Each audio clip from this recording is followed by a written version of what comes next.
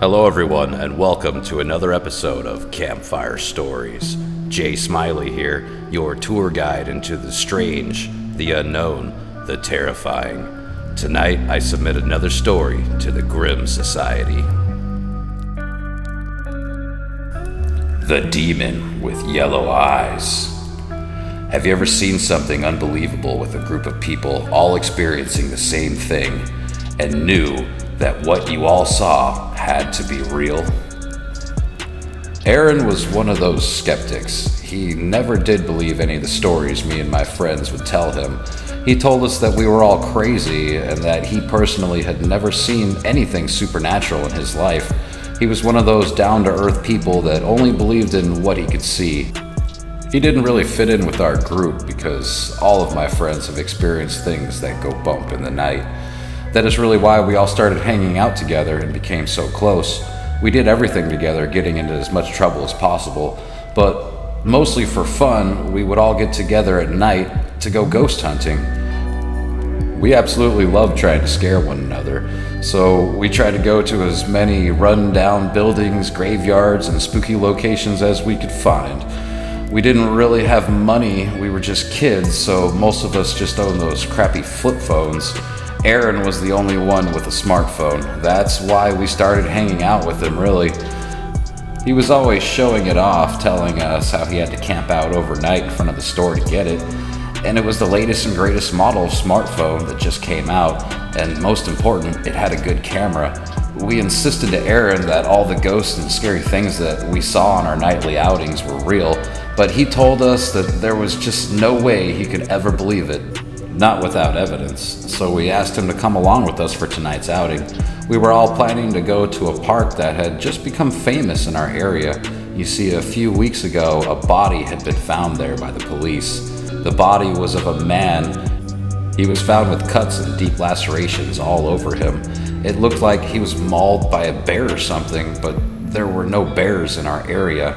The news claimed that it was an animal attack, but no one around here really buys that, especially not my friend Dave and his neighbors. You see, Dave was my partner in crime, and he lived right down the street from where it all went down. It was his idea for us all to go to the park as a group tonight to figure out what really happened. When I saw Aaron there, I was surprised that he even showed up. Earlier, he was telling us all how stupid it was for us to go out here tonight, that whatever killed that man might still be around, but somehow Dave was able to convince him that we would all be famous if we could snap a picture of the animal that killed the man. Dave joked about it possibly being a werewolf attack in the suburbs.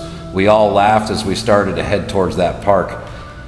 It was around midnight when we got there. The trail around the park was lit up with lights around the park path, and on the other side of the park was another neighborhood with street lights lighting up the roadway. We felt safe enough, so we all entered the park, half expecting to be eaten by some kind of crazy monster. But we didn't really see anything around. We found a park table and all sat down. That's when Dave started telling us his stories about the animal attack, saying that it must have happened right around the table that we were sitting at. He joked that he could even see the blood on the table still. He was obviously trying to scare Aaron, but strangely enough, Aaron wasn't paying any attention. Instead, I saw that his eyes were locked on a house that was across the park, and he had the most bewildered look on his face. I called out his name, but he just sat there staring at that house. After a few more attempts of trying to get his attention, that's when everyone started to notice what I was doing.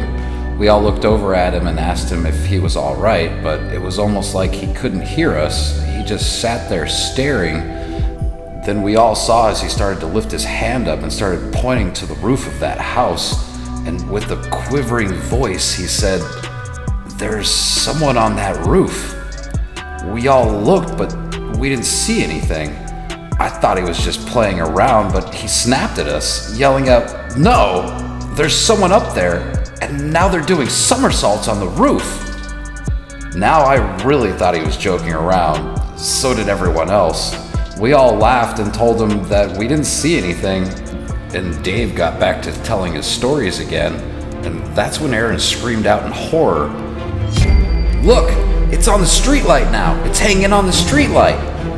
This joke was getting old for me fast, so I looked at the streetlight and saw nothing, and then told Aaron to stop messing around with us. But the way he looked at me, with this look of complete fear, told me that he was really seeing something. That look made me feel so uncomfortable. All the hairs in my body started to stand up, and I felt this fear starting to course through me. I could feel the tears starting to build up as they fell onto my cheek. Why was I crying? I looked around and saw that everyone had stopped what they were doing. I could see the tears on all of their faces as well. Everyone's eyes were glued to that streetlight. That's when Aaron yelled out, "Look, it's swinging around it now!" When I looked, I didn't see a person swinging around the top of the streetlight like Aaron was saying. Instead, I saw the streetlight itself. It was moving violently up and down, as if someone were actually hanging on it and swinging.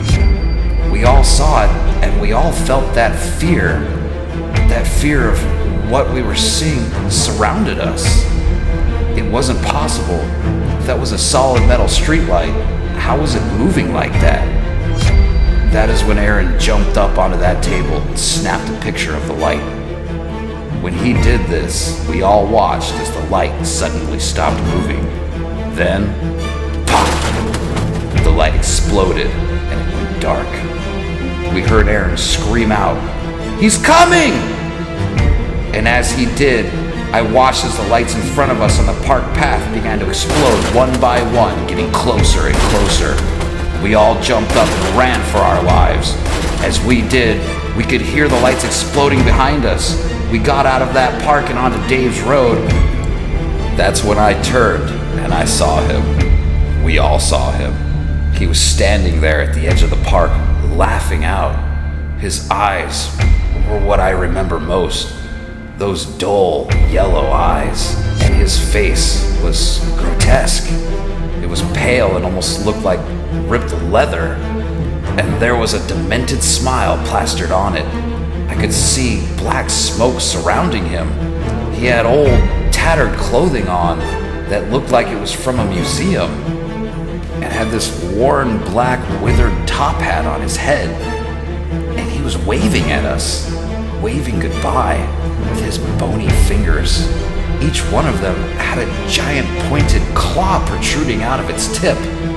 We all saw him, we all screamed out, and we all ran. I ran so fast I thought my heart was gonna leap out of my chest.